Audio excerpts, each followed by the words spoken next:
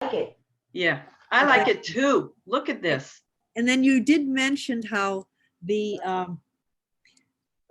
how they were slightly crooked, The lines. yes, I'm saying like, oh gosh, that's something basic.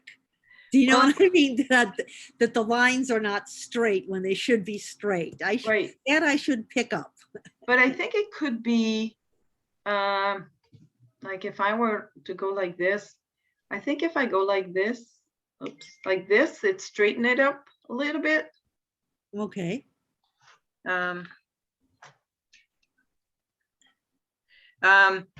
And so, you know, like this line is pretty straight, this line's pretty straight, but this line is still Yes. a little crooked. And now that I'm looking at it, maybe this one is a little crooked as well. Yes, I know that's what I said, okay, now that is something I should have gotten, you know. Yeah. But Very good, very nice. oh, thank you. Love the color. The red is really well done. The shadow here Perfect. under the overhang reads really well. I think this little round thing here could have had a little bit of a darker side on the right, you know. So when you do it again, you could do that. Okay. Like the grass is beautiful. Oh, thank you. Look at this. It's pretty nicely done. Now, when you straighten this, see this line here at the bottom? Yes. So this is leaning towards the left, like lower. Yes. And it almost looks like this whole building is kind of like on a hill going down, and it's going to eventually detach from this main building. Okay, not good. So you could maybe straighten that a little bit. And the other thing was that I suggested is this here. So I'm just going to. Okay, yes. So I just sent you mine. Yeah, I saw that, Leslie. So this is why I circled these two things. I think if this, because we're seeing it sideways, this should be straight as well, this roof line. Okay. Now that I'm looking at it, I'm getting more critical. Maybe this could be a little straighter. But the mountains in the back, nicely done. Nice lighter, much lighter, kind of purplish blue. And the darkest dark is very dark. So that's beautifully done. The grass in the front has a nice movement to it. And of course it looks dirty here, but I really think that it's a shadow that you have on your photos. No, it's not dirty. Yeah. I was thinking like, I think I would have noticed that. You know, well, of course I didn't get the line straight. So I mean. Yeah. And I like that this mountain in the back here disappears behind and then reappears here just barely. It's nice, nicely done. Now this roof also has the nice, we can feel the roundness because it goes to a little bit of a darker gray here. Now here at the bottom, it's a little bit more yellowish. It could have been a little lighter. Okay. Like no color. All right. And Leslie, I think I'm gonna put, I'm gonna send this one to, nice. Oh my God, this is cool. Okay, so I'm gonna send it to my computer and show it to you guys. Okay. It needs some critique, believe me. I took out the water thing or whatever it is, the grain silo, because it was so, I dry washed, which would help. Did a good job, and I didn't put it back in. So I need something on the bond. I don't know what, but something. You dry washed? I've never heard of that. What is it called? Dry brush.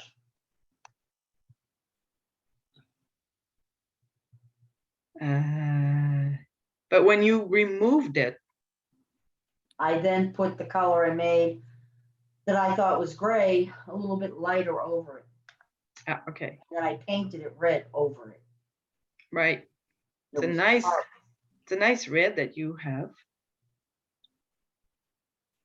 So it's taking a moment. That's okay. You don't even have to show it, but I would have. Yes, let's do a little critique of that. I need it. So these little critique, I usually don't record that part of the class. Do you guys want these to be recorded? No, it doesn't matter. Whatever easiest for you. Yeah, it really, whatever. Just Well, hearing what you say. yeah, I'm thinking you don't necessarily need to rehear it No, another no. time, so that's why I don't record. All right, here it is.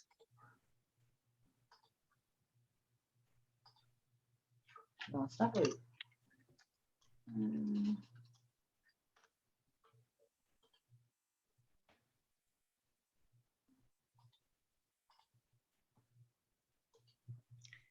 I know the folder says drawing, but. All right, here we go. So I'm gonna crop it out. Yeah, I should do that. That's ridiculous. So this is Oh. pretty straight. Now I'm gonna crop out some, a little bit more than I Oh, need to. oh, I like that. That's really, Thanks, Jeanette. the barn came out really well. And, on the left side there, that little attached thing, Thank you. attached, that came out really well. The mountains and the background is nice dark green. Oh no, you did a good job. And I wouldn't have known that there was that little tank thing there. You wouldn't, huh? way You can't. paint- You you know, can't like- see it. That's good. No, I mean, it's like I wouldn't know that there was one there. Okay. I thought maybe it might have left a little impression, but thanks, Jeanette. What's interesting is that both of you did the same subject matter and you treated it differently. Yeah. I like that. I like that very much. And I like this roof here. Yeah. We really feel the roundness. It's darker here at the top. It's a nice gray that you came up with. Yay. Lighter at the bottom. For gray. Yay for gray. Well, I used the same mixture that we did in acrylics. Ah, okay. Also, this nice red it's almost too dark for being in the sun, but now that you have used this nice dark red, there should be a little dark Shadow. here, Yeah. indicating the overhang of the roof for the shadow, Okay. and maybe a little here on the side, because the sun comes, it comes from the left Left. and from the left in the front, but this is a little building. I think from the photo, it's a little in front of the barn, and we can see here you actually put the construction in the front of it, so this will cast a small shadow here on the side. Now, how would you make that shadow color? Okay, so I'm going to talk about this blue area here. Yeah, that should be darker. Well, because there is no other blue anywhere in the painting, then Okay. it looks a little lonely here. Yeah. So what I would recommend, instead of blue, to use a purple. You have used the purple here in the mountain. Now this is a very light purple, nevertheless, using purple, reusing purple, but this one a dark purple. This what you could put here in your barn door. Should use more red. So yeah, maybe it's an indigo that you made, but using a purple will make it more harmonious with the Yep. wall of the barn. Okay. And when you put the shadow here under, Yeah. the color to use, what do you think it is? A darker red. Yes. How do you make the darker red? Well, you take the red and you put purple in it. No. Well, you could do that, and that would make a darker red. But the best is always to use the complementary color. Green. Yes.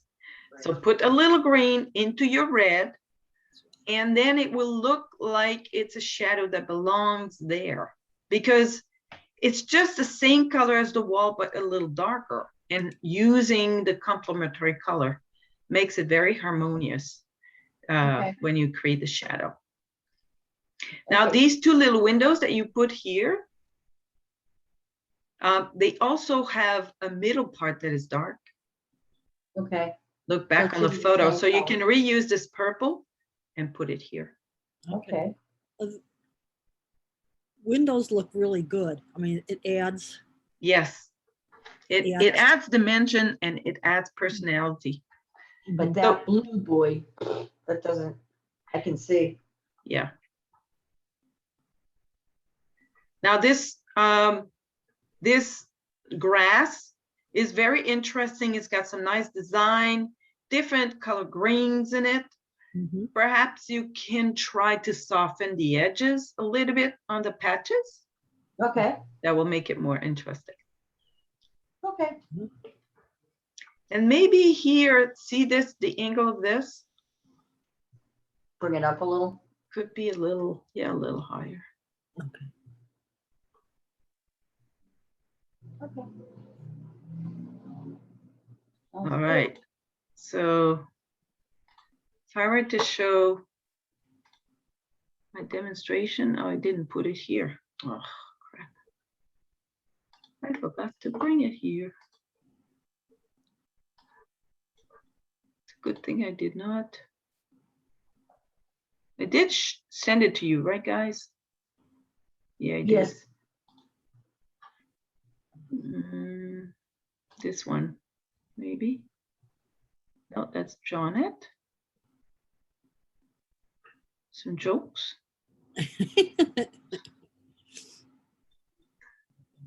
Oh, that's Janet. I don't know where I put it. That's Leslie's. It should be here. Yeah. I'll just look on my phone. Can find things more easily. Or better yet, I could just show you. Oh, yes, that's what I'll do. Stop the share. Easier. I have it right here. All right. So I did retouch a little bit the one that I did in class. Mm. And even though I have painted the building all red, Mhm. I went ahead and I lifted these little windows Ah, and then added the little dark, the little purple in the middle. okay. Wow. So it's not as, if I go a close up, see, it's not as light as, you know, this white, but it works and it looks like windows. Looks good. And I did lift a little bit of my grass here to do a little road. That's Oh, good. I wanted to do that. And I added the little pickets okay. because it was like a big dark area, you know, all these things. And I thought, well, maybe it might make it a little bit more interesting if I did that. Now, one thing that I find a little funny looking is this tree here. It's a little square. Huh. Maybe I could rework that. Then after I did that one, then I did the other one I love that one. that I had started. Now, this is a complete photo that I used a complete photo to, you know, to do the barn in its whole environment. Mhm. And there is, Love it. you know, the silo next to it, and there's this other little building here. And then I did this, you know, the road with all the picket fence and all. It just makes it very interesting this way. That's a great picture. Yeah, but it could still have, you know, maybe a little, just little wisp of a couple of trees here in the back to kind of Okay.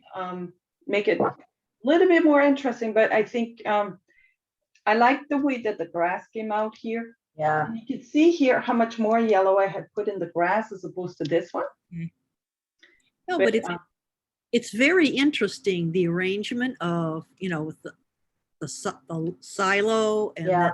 that little extra house on the left-hand side. Yeah, It yeah. really is very, you know, it's a very interesting picture. Yeah, and this was the actual photo actually. And I added these little wispy, we had done the twigs in other classes. I added them. Okay. So if I were to show you the full photo,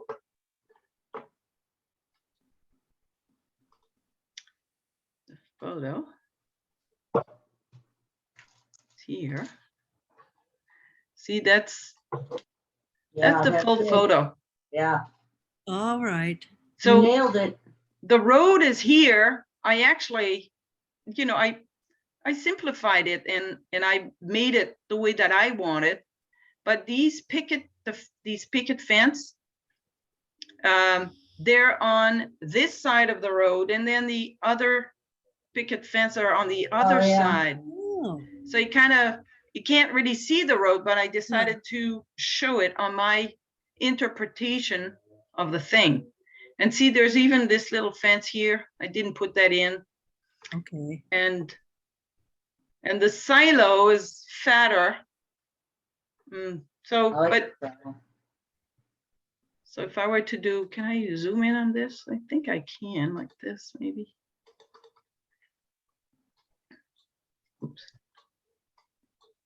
Oh, like this. So see this little, I don't know what this is. Maybe it's some I think kind it's a grain thing. okay. Grain pours out of it. Yeah. So, you know, there's another little house here. It's not as red as I made it, but I decided to make it red. And then you can see the entrance here, and you can see the windows. I didn't really count them when I put them in, but to really do justice, you should probably count them. And see, we can't even see the shadow under this, like the overhang here, but I decided to put one in just to make it interesting. The other thing, oh yeah, that I want to point out to you, Leslie, see how the roof is just a little longer than the actual barn. Yep. So if you're going to repaint this today, then you should make it just a little on either side, just a little longer. And if you guys, I mean, so today what we're supposed to do is we're supposed to paint our barn one more time, this time on a full sheet of paper. And Leslie, you've already done that, but I can do it again. yeah, but Janet and I haven't done that yet. And before we start, I thought perhaps we could do a little gray study, or do a little study of our colors that we're using in this picture on a scrap sheet of paper. Did we do that last week? No, I don't think so. So we could do a little, little study. How do we make gray, and how do we get the right colors? So I'm going to show you my picture again, and bring your attention on the shadow. See here how the shadow, pretty distinct line between the shadow and the actual wall. Whereas here, when I did this one, the wall was still wet and I added the shadow. Okay, kind of. So it's very soft, a very soft line between the two. Same thing here on the silo. So the silo was still wet and I had put a light gray on it, and then I added this color, and then it blended together like this. Same thing for when I did the roof. And that's even true for when I did the mountain over the sky. And this is when the paper got crappy and lifted, sadly. But anyway. Yeah, so are you in for some grays? Sure. Okay. I have So when adding color, adding water to your colors, you can make it very watery in the well. But if you keep it, at least as thick as shampoo, you always have the option of adding more water. But if you want to use it thick and it's already watered down to like a very liquidy, like as liquid as water, then there's not much that you can do to make it thicker. Because we're going to do a little experiment too as to what happens if you use thick paint over a dried up area versus using watered down paint over a dried up area.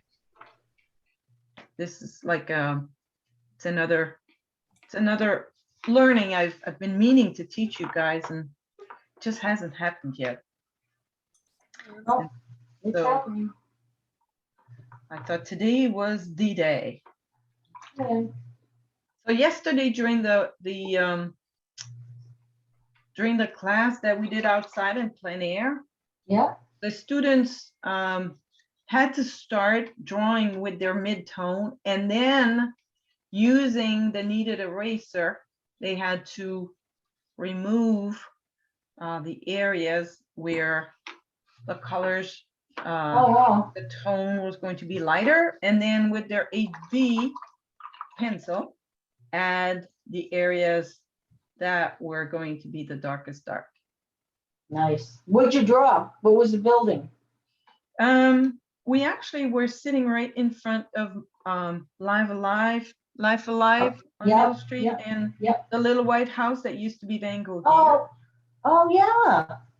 So some did the Gallagher and Cavada building, or the Trolley Museum building. Some did the little white house. Nice. Yeah, so it's kind of cool. I wish I could do 3, but I can't. Well, there's only so many hours in a day. Yeah, for me too. Well, it'll Remember- come around. Maybe it'll come around again. So usually when painting with watercolor, it's always good to have one bowl of water that is with clean water to wet your paper if you want to clean it. Yeah. And then the other one where you actually clean your brush in. Okay. And I actually have both. But if you don't, it's not a big deal, even if your water is dirty. But if you'd like to go and change the water now, Yeah, I I do. think I have a second bowl here. so we have the ultramarine blue, the alizarin crimson, and the canyon yellow medium. And they have consistency that's somewhere between shampoo and water, hopefully closer to shampoo than water. So they're ready to be used. I also have a scrap piece of paper where I'm going to paint, and I have my clean water, so I'm ready to go. How do we make the nice, beautiful gray that we need for the barn, or the roof of the barn that we want to paint? Well. So we're going to do trial and error here to try and attempt to do the roof, you know.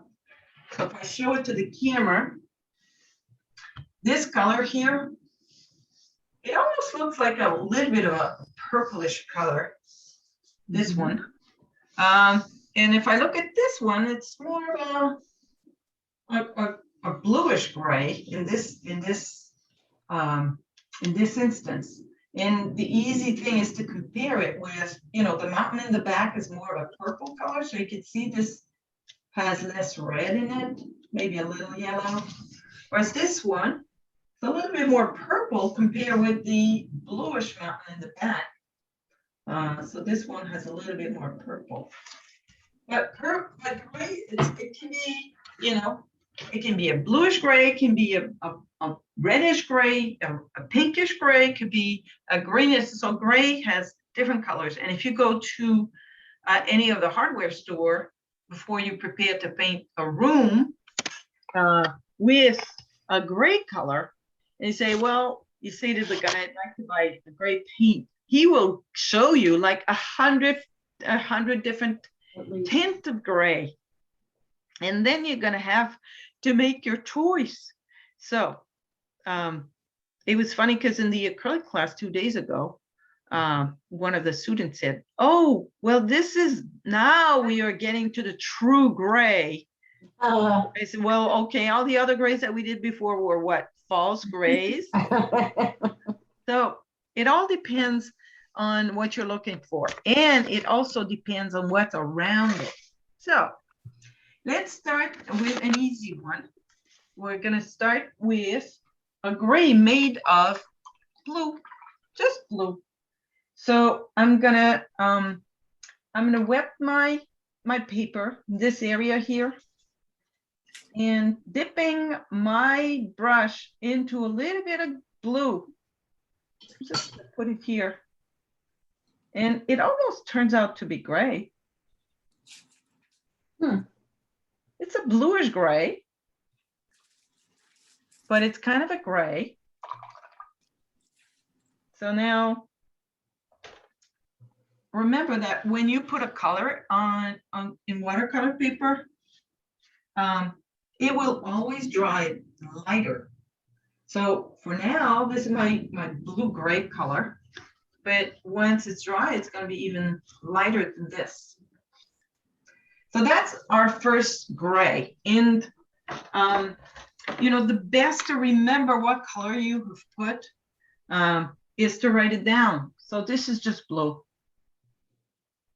Or if you have multiple blues on your palette, then you'd say which blue it is, ultramarine blue. But in this case, we just say blue because we only have one blue on our palette. So are you guys done with this, or can we move on? Yeah, move on. Okay. I don't know, Jeanette. Oh yeah, just I realized my computer wasn't plugged in and it sometimes runs down. So I was just Moving on. Now I'm gonna move over here next to it. I'm gonna wet another section and put a little blue in it. Same thing. I'm gonna start with a little blue, not too much, with a lot of water.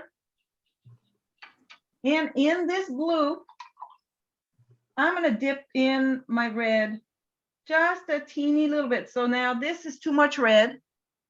So I'm gonna dip it in the water and remove some of it on my paper and just put a little bit of red. See how much? It's just a little bit of red. This is what I'm going to put in here. Oh. So now it's giving me kind of a purplish gray. As you can see, I mean, you can probably see better for yourself in your own studio. But for me, it looks like it's a purplish gray. So now I'm going to say blue plus. So it's probably 2/3 blue, 1/3 red. So I'm going to put the recipe here like this above it.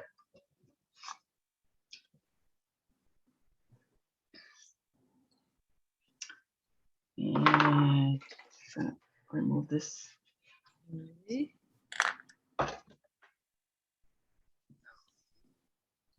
Is this working, you guys? Yeah, so we're gonna start the same as the previous one. okay. Wet it. So here's the demonstration. Wet the paper, Did. very wet, and then add a little blue. Very little. Add a little red. And in this, I'm gonna add a little yellow, and I just have a little bit here. Just a teeny little bit of yellow.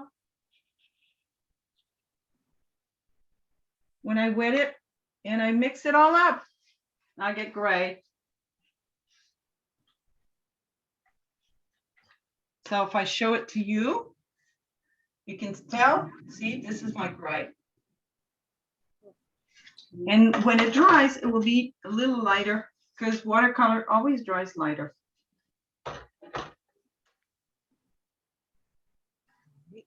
Just a second here. So large brush to wet completely the paper with clean water. So I will demonstrate, then you can do it because you'll see it's gonna be like you won't have time to look and do it at the same time. And if you need me to do it a second time, demonstrate a second time, I can take another piece of paper. So I put a lot of water on my paper, like completely drench the paper with a lot of water. And so now it's runny water that I have on my sheet of paper. I don't know if you can see this, but anyway, runny water. Now with my brush, and I'm just using like a medium-sized brush. I'm gonna put some blue over here. Look at this. Wow. It runs because there's a lot of water on my sheet of paper. I'm gonna put a little red over here. And I'm gonna put the yellow over here. Look at this. Isn't that Wow. nice to see this? Now, if I go like this and I run the colors together, I will eventually get some nice grays. So if it's not happening too much, like it's not really mixing enough right now. There it goes. Yep. Now the pigments are starting to mix. Mm-hmm. And as you're doing this, you don't want it to run too much on the sides. So it's better to, dry the sides if the water gets on them, on there. That's.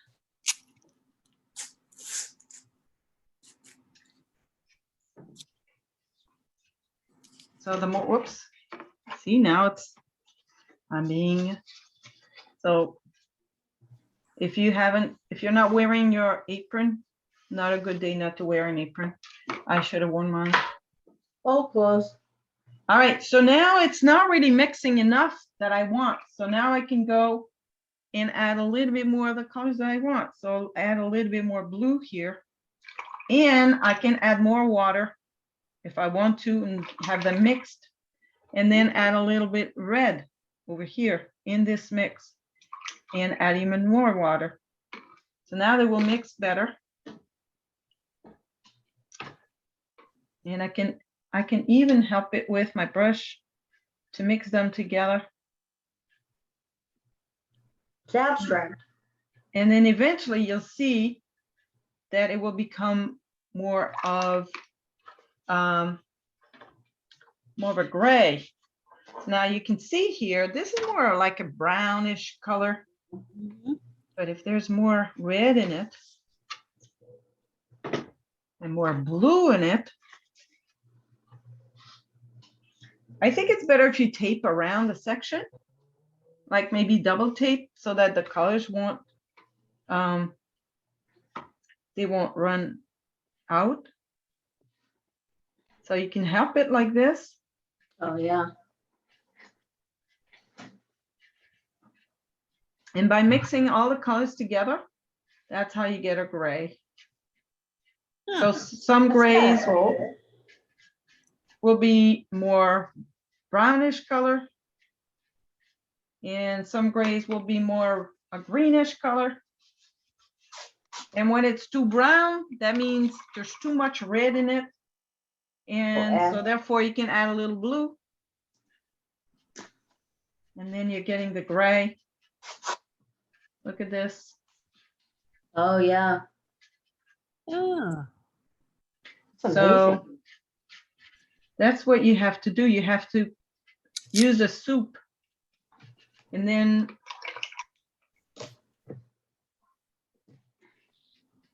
Oh, wow. Look at it. so it's turning gray because it's mixing all the colors together.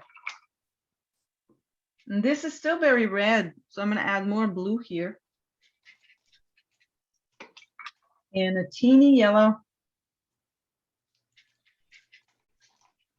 And look at this, now it's turning gray. Yep.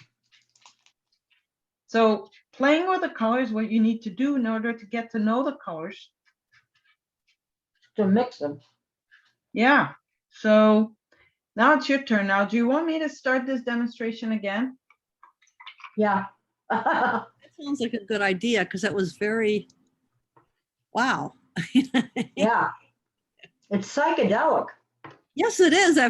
You do. Very But look at psychedelic. this, it's kind of a gray color now that we have here. Yeah. And different grays too. Basically, to make gray, you have to mix all the colors. And the more you mix them, the more you'll understand. So here it's more of a pinkish color here. Yeah. So if I add a little bit more blue to it, Blue. Gray. Oh, my God. gives me kind of a purplish gray. Look at this. Wow. And over here, it's more of a green color that I have. So then what if I added a little bit more red to it? Too much red. So then I'll add the other colors. Blue. More blue. Boy, that blue is a key color. Blue. Ooh, Yep. nice. Look at this. And Oh, a wow. teeny little bit of yellow. This yellow is so strong. We'll make it turn gray or brown almost. When it's too brown, because it's too warm, so you can always add a little blue, and then it turns more gray.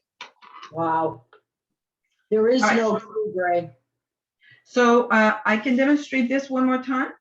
Yes, I'd like that. I like that, yeah. Okay. I think it's important. Okay. So now this is the demonstration on how to make grays. And grays can be a whole lot of different tones. And basically it's made of the 3 primary colors: blue, red, and yellow. And depending on the blue, the red, and the yellow that you use, you can get, you will get different grays. But to do this exercise, what I do is I completely wet the whole paper with a lot of water. Like the water is floating, the paper is flooded with water, and so it's better if you use pretty good paper to do this. And once I've wet my paper, then I dip my my brush into the blue. Now put it on. Wow. Look how beautiful, Oh, wow, What that's a nice one. beautiful it pattern it does. And then I'm gonna put some red. This time I'm gonna crisscross them. And then I'm gonna add the yellow.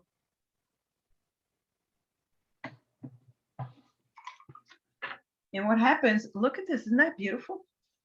That's So pretty right I use there. the water and I help them to run together, and actually there's not enough water in the middle. I'm just gonna add some more. And eventually, whoops, oh, it's already running outside of the paper. Eventually, so I'm just gonna help it with my brush and water. I'm just gonna help them to run together. Oh, that's pretty. So already you can see some beautiful grays here.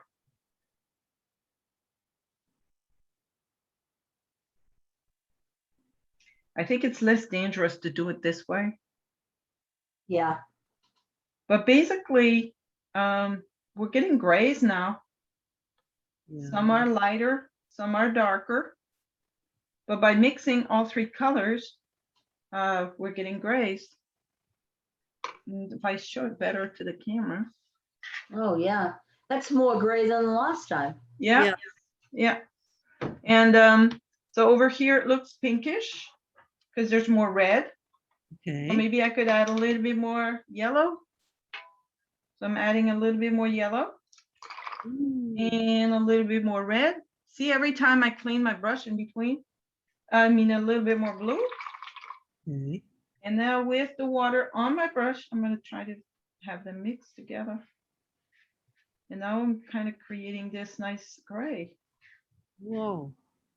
Because in the other class I took, I have a tube of watercolor paint that's Payne's gray. Yeah. Because when I needed a gray, that's what I would use because I didn't know how to make gray.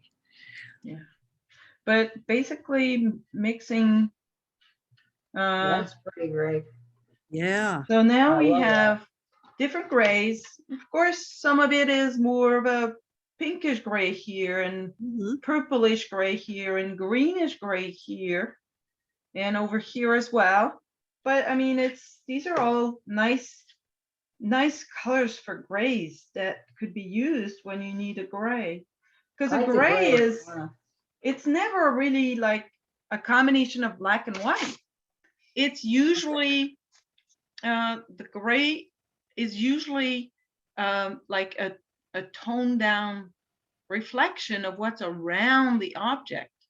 Let's say you have like a gray surface. Depending on the light and depending on what's next to it, it will look more bluish or more greenish. Like this is So this is a tube of paint and it's great, but see how when I move it, it looks more blue or more yellow. You see this? Yeah, Right now it looks more blue. yeah. And then if I go like this, it looks more of a yellowish color because my walls are yellow in this room. And if I were to go like this, now it's all washed out because you can't see. But like this is interesting because it turns blue because Yeah. there's something blue that's Somewhere. reflecting on it. So gray, gray is a combination of all primary colors mixed together. It's amazing. Now it's your turn to experience it. Yeah, it is. So I'm going to point my, so in preparation for this, what I did is I put this area here. Oh, I should spotlight me. That would be a good idea. So what I did in preparation is I put a large area of yellow here. You can see it very well, right? I just put it on top of my gray. But I want to show you this area here. See what happens here? It created this line here.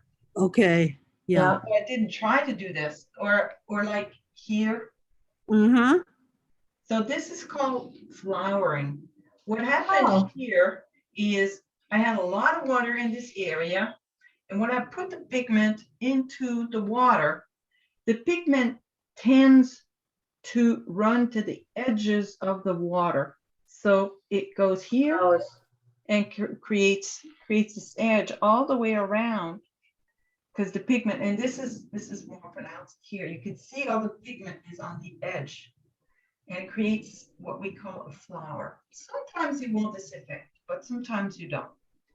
So let's say you have painted an area yellow. Maybe it's a field of,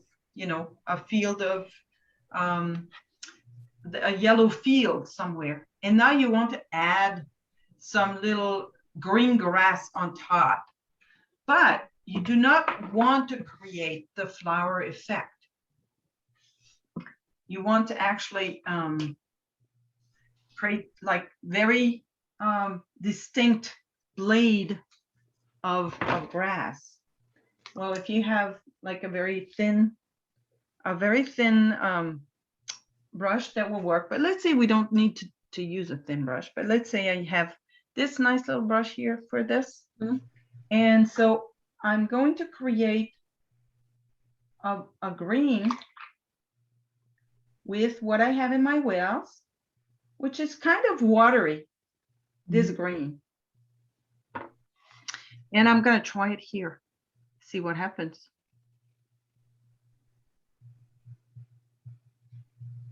I'm just putting it upside down. Sorry for that. And like this. So I'm just doing this just to show what I could do. And so let's say now I dip my brush into the water and take more of my color. And this time I'm going to try again. Oh. So, and I can still do a very thin line, but this is more watery. And when it dries, it's going to give a different effect. Now, if I were to squeeze out new paint from my tube, I'm just going to put it here like this, just a little bit. So I have the blue and I have the yellow. Now you could paint with this thick, very thick paint. So I would completely dry my brush on the paper towel. Now with a clean, dry brush, I'm going to use this paint, mix it with the yellow. Now I get this very thick paint that will dry very quickly. And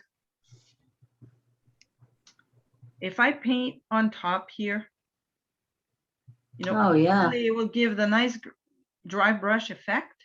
You can see that, right? Yeah. Okay. Yep. Oops, better if I go like this. Yeah. So you can see the nice dry brush effect.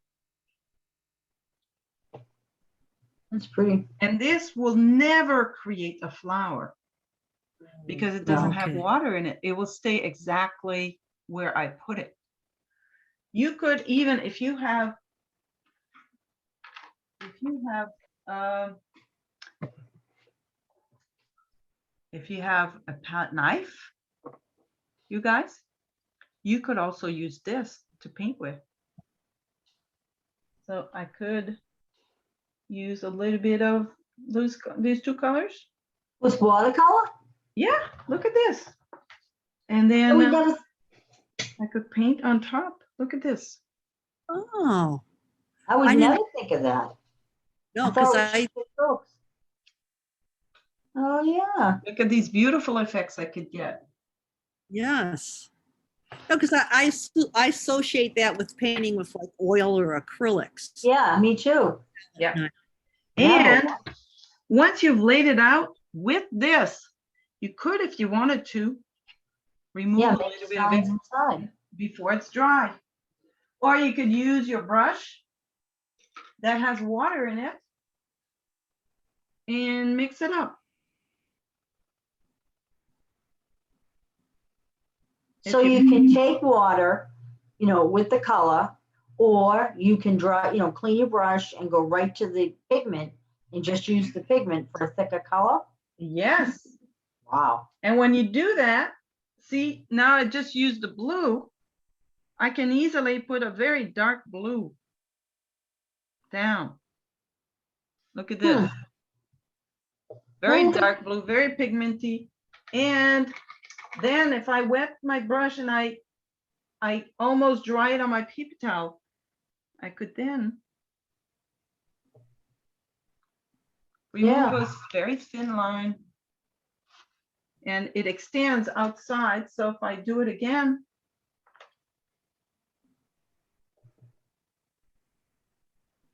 Huh. I've created this little area here. So I suggest that you try these things. If you have a, if you have a palette knife, you can try that. If you don't have one, then, you can't really do this one, but you could still, paint with your brush directly with these pigments before they dry up, because they will dry up pretty fast. It didn't squeeze out a whole lot more, but then it will give different effects then when I add water to it. So you can see here, Yeah. this is the area where I painted with a palette knife. Yes. It will not budge. It will dry, but it will not budge. Whereas this is where I added water, so it becomes more pigment. Flowered. Okay, so yeah, that part there will flower a little if you It has water. Yeah, a with little the bit, water. depending Okay. on how much water you add. And then Okay. you add even more water, this will flower. Okay, because I mean, when I first started painting, I couldn't figure out how the flowering, all of a sudden there'd be this blobby thing there, Yeah. and it's like, how did that happen? Yes. What did I do? So when you have painted an area, you want to paint on top of it. It's very Okay. important that you use less water, more pigment to do that. Because you know how we see demonstrations and the guys, they always paint on top of an area and they say, and they don't flower. Well, it's because they have loads and loads of experience at understanding how much pigment they're using. And they very rarely pre-water their colors. They only add water to their colors when they're ready to paint it. But as a beginner, it's important to pre-water the color, because otherwise, if you start painting and you run out in the middle, then you're going to create a sharp line, because it's going to have time to dry by the time you're done your mix. So how about if you give that a try, you guys? Okay. Can we use the thing we just painted? Yes.